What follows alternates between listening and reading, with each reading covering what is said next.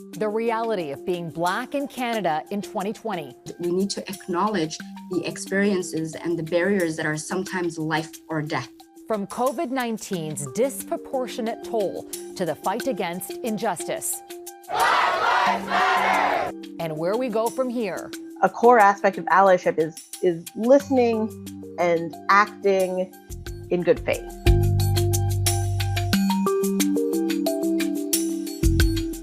Hello and welcome to a special episode of Living in Color. I'm your host, Farah Nasser. Remember at the beginning when COVID-19 was thought to be the great equalizer? Well, turns out it's not.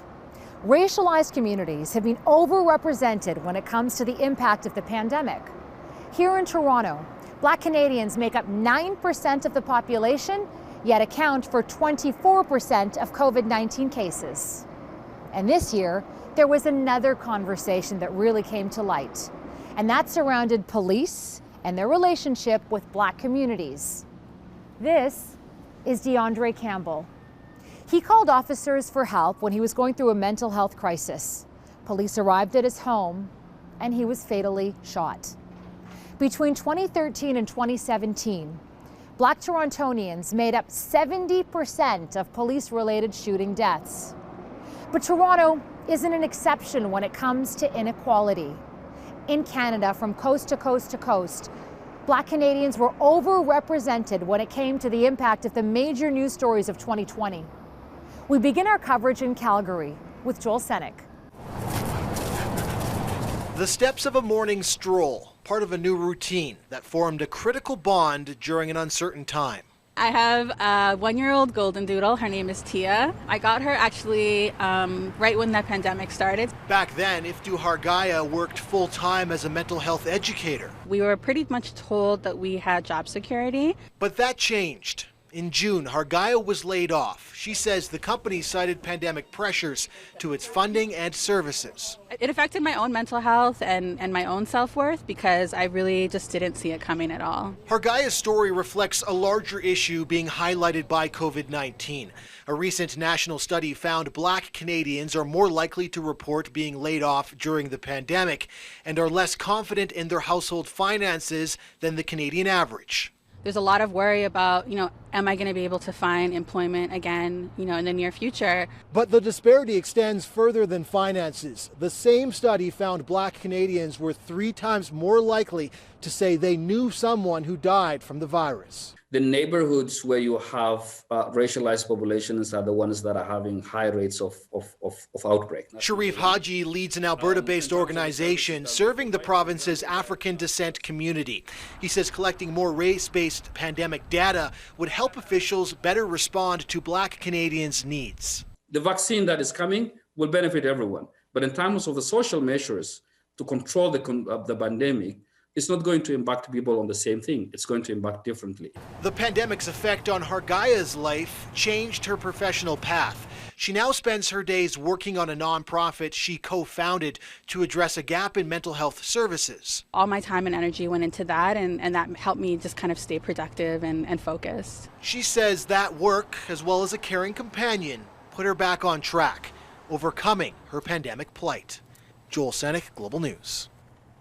To continue this conversation, we're joined by Marva Ferguson. She is an assistant professor in the Department of Child Studies and Social Work at Mount Royal University, and Dunya Noor, who is the president of the African Canadian Civil Engagement Council. Thank you both for being here and being part of this discussion today. I'm going to get right into it, Dunya. You've done some research, a study that has found that Black Canadians have been disproportionately impacted by COVID-19. Tell us more. What we found in the study is that compared to the average Canadian, Black Canadians report far worse health outcomes related to COVID-19. We found that Black Canadians are more likely to report from COVID-19 symptoms and either themselves or someone they know have seek treatment, and nearly 3 times more likely to report that someone they knew died from COVID-19. Marva, why is data so important, and why isn't it being collected in that way right now across the board? You want the information so as to be able to provide appropriate services for the community. too often what happens is that the information is generalized. So we make comments or we do studies and we say, okay, it's for the Black population. But I will say that the community is diverse with different needs. For instance, we have to look at gender, we have to look at abilities, disabilities, LGBTQ issues. All those are so very important for doing this research and collecting the data. The other thing that we have to think about is how we go about accessing information. Because for many of us in the Black community, we have been interrogated, we have been researched, the information has been taken, and it's not shared with the community. And we are saying that there needs to be a more collaborative approach in gathering the data so that decisions can be made and planning for the community is more diverse. Speaking of approaches, messaging has been criticized throughout this pandemic on many different levels. You have spoken about Eurocentric messaging when it comes to this pandemic. Can you expand on that? If you look at the mainstream communication and the media, it is provided primarily in English. So information technically will get missed. And even in the printed media, not everyone has the opportunity or has access to laptops or electronic media. We need to be aware that with the closure of a lot of services, such as the libraries, where individuals who do not have the resources would go to on any given day, that's no longer available. So in fact, the communication level is now very troubling and challenging. You know, one thing that comes to mind when you're speaking about all this is the fact that, you know, isolating is almost a privilege, right? Dunya, do you think this type of messaging could be clearer? Is there a real class divide when it comes to not just outcomes, but dealing with having COVID-19? Absolutely. In terms, like when it comes to the media outlet, it's self-isolation, stay in your own room, use your own bathroom. But how do you explain that to a family of 7 or 10 that live in 2-bedroom that, you know, in government housing areas and that are newcomers or just lower social economics and that are trying to do everything they could possibly do to take COVID precautions? How do you explain that to a lot of newcomer Canadians that are of African descent who they have to go to work? A lot of them take buses, a lot of them take trains, a lot of them carpool. I want to, before we wrap up, just get your final words. Dunya, I'll start with you. Is there any message you want to get out there, whether it's to the public or government, about changes that you want to see right now? Black communities need support. Black communities need more data-driven research. Black communities need advanced programming, and we need to acknowledge the experiences and the barriers that are sometimes life or death. People are protesting outside because it's a life or death. If COVID don't kill you, then the police will kill you. And that is the reality of Black communities. So we need to acknowledge that and see Black people as Canadians that are part of, you know, giving back to Canada in a way that is very, very rich and nurturing. Unfortunately, that is not reciprocal and they're not experiencing that as well. I thank you both for your time and your insight. Coming up next, how 2020 shined a spotlight on the calls to abolish police. DeAndre Campbell, Andrew Loku, Nicholas Gibbs, just some of the Black Canadians who lost their lives at the hands of police. And Regis Korchinski-Paque, whose death this year sparked conversations on the strained relationship between Black communities and police officers, while rallies called for defunding the police and enforce the message that Black lives do matter. Joining us now for this important conversation is Black Lives Matter activist Sandy Hudson and freelance writer Philip Dwight Morgan. Thank you both so much for being here. Sandy, I want to start with you. We spoke years ago when Chief Mark Saunders here in Toronto wouldn't even meet with Black Lives Matter. This year, according to your numbers, there have been 70 demonstrations and protests right across the country, even in small places like Whitehorse, from coast to coast to coast. What do you think changed in 2020? There has been a way that the pandemic has allowed for people to pay attention in a way that they haven't before to the injustice that Black people are facing by the police, at the hands of the police. To see continued news about the brutality and injustice that Black people are facing, I think really opened up a lot of people's eyes. And so, 70 different cities and towns, most of them had more than one protest. It's pretty stunning and has been measured as one of the largest global movements ever. I think that for many people, they've been allowed, they had the privilege of moving through the world and ignoring anti-Black racism in Canada. And I think that as COVID has restricted movement for so many people and also emphasized the dependency that we have on the labor of Black and brown people, it's brought into focus some of the issues that impact Black communities here in Canada.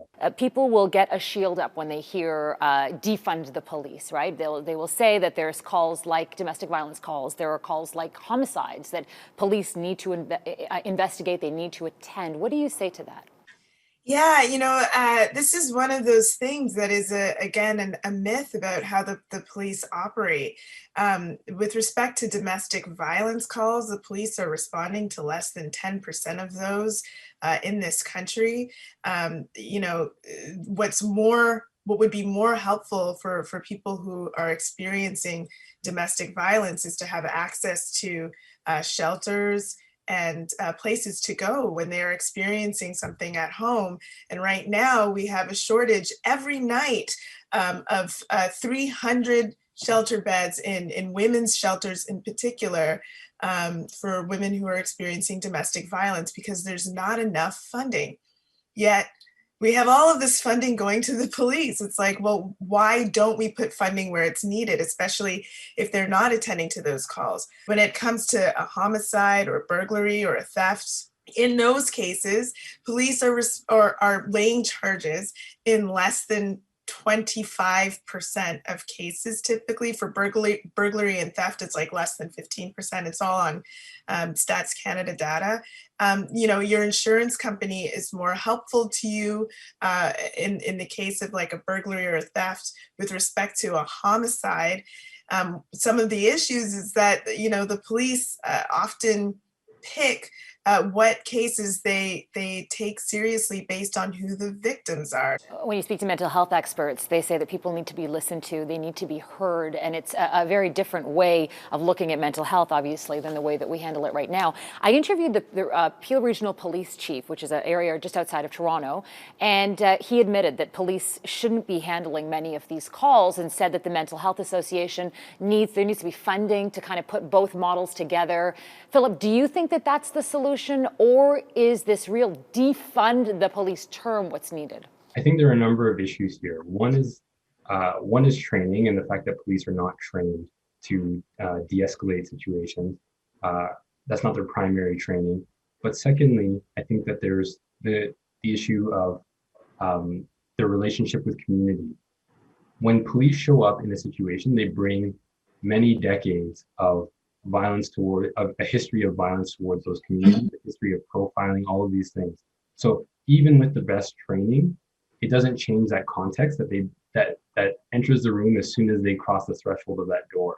So I don't believe that the answer is just better training for police. I actually think that we need new systems in place. We need to build new systems that don't carry with them that long history of harm.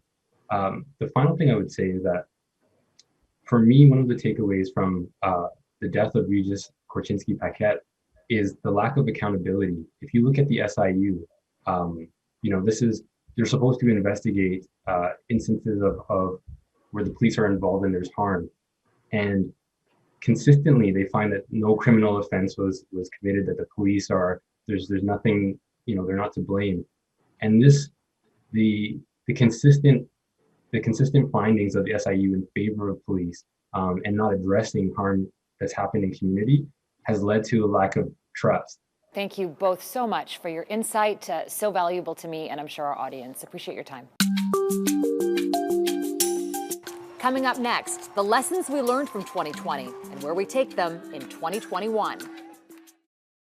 You're watching a special edition of Living in Color. This year, people, organizations, companies, members of civil society and government made commitments toward ending anti-Black racism. But the question is, where do we go from here?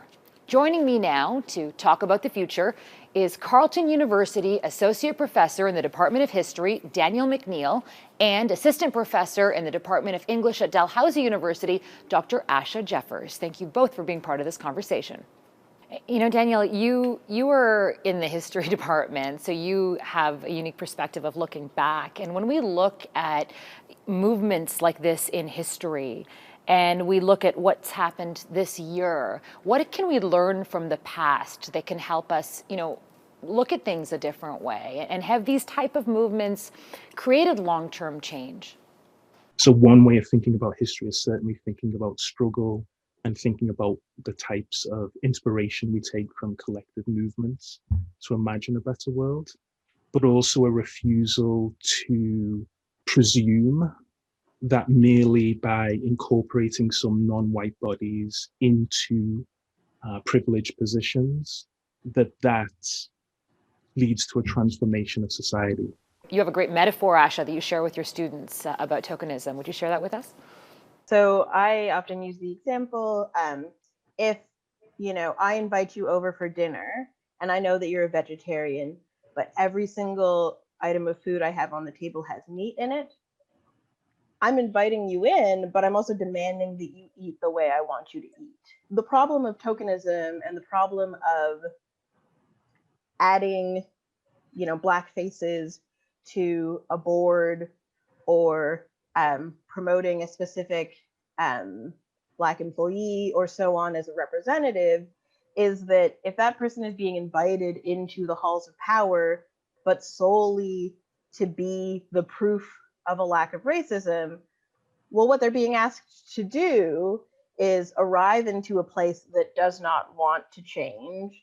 And their job is either to try and change it potentially fruitlessly, or to sit there and serve as a justification for things staying the way that they are. And so that's a very unreasonable thing to ask of people. Both of those are setting people up to fail. And so a kind of meaningful change looks like bringing you to the table and deciding together what we need to be eating.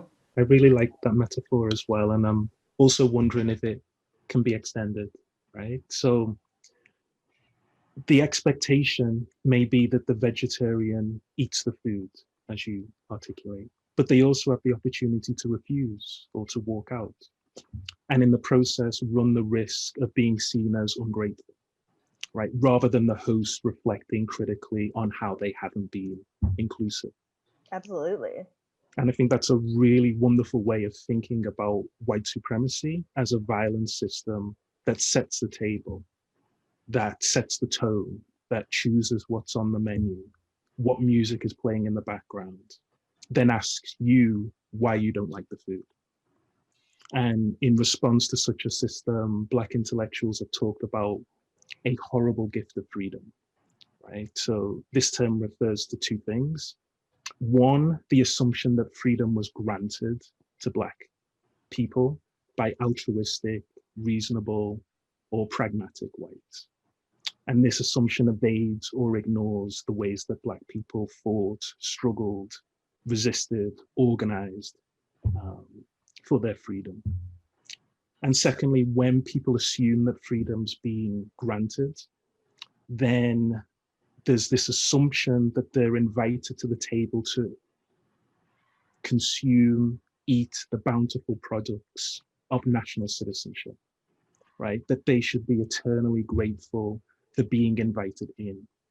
And I think this helps explain the long-standing belief that Blacks should merely be entertainers, as well as the equally long-standing belief that Blacks who aren't always smiling, who aren't always appearing grateful, are deemed to be problems, rage-filled, unreasonable. And this is really important in terms of thinking about not just are Blacks included, but on what terms and conditions. Well, then let me ask you this last question, and we only have a few minutes left. I mean, this summer we saw this uptick in support for Black authors and Black businesses, and then things seem to fizzle out. How do we approach allyship now, Asha? Yeah, I mean, I think that this speaks to the kind of refrain that I feel like I've been working up to in this conversation, which is this recognition of intrinsic value, recognition of the fact that we've always been here, we'll always be here, we've always been doing these things, and that they don't suddenly become interesting or valuable when other groups take notice. A core aspect of allyship is listening and acting in good faith. So working from a position of not entering into these conversations with a fear of being wrong or a fear of being seen as racist, but entering into them with a real openness and a willingness to learn and change, and a willingness to bring your own critical and thoughtful mind to the conversation as well. Okay, well, we'll end it there. To real, meaningful change, to change for the generation ahead of us as well. Thank you both for your time. Coming up next, a look back at some of the sights and sounds of 2020. Black Lives Matter! Black Lives Matter! 2020 has been a pivotal year for Black Canadians, in many ways testing their resilience and fortitude. A pandemic, calls to defund the police, and how to become an ally. Those are just some of the conversations we've had here today. We now want to leave you with some images that defined 2020 for so many.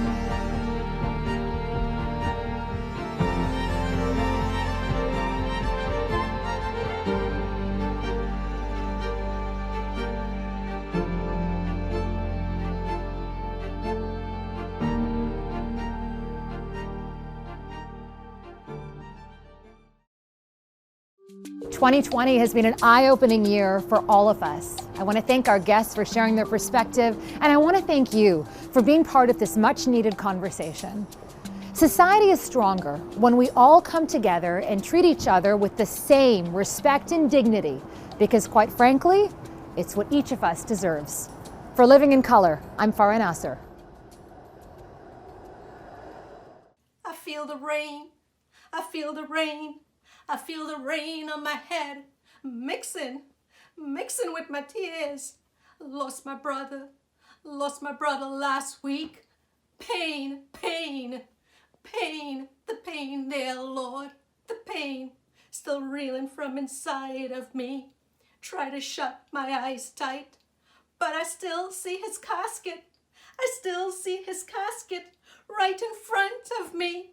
I still see the mourners as they reach to hold my mama up, as she screams, as she screams, as she screams in agony. They say it was a case of mistaken identity.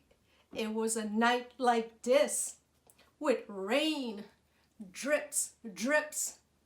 Opening his umbrella, cops thought it was a weapon. Suspect was 5'11". He was only 5'7". Only common feature was the color of his skin.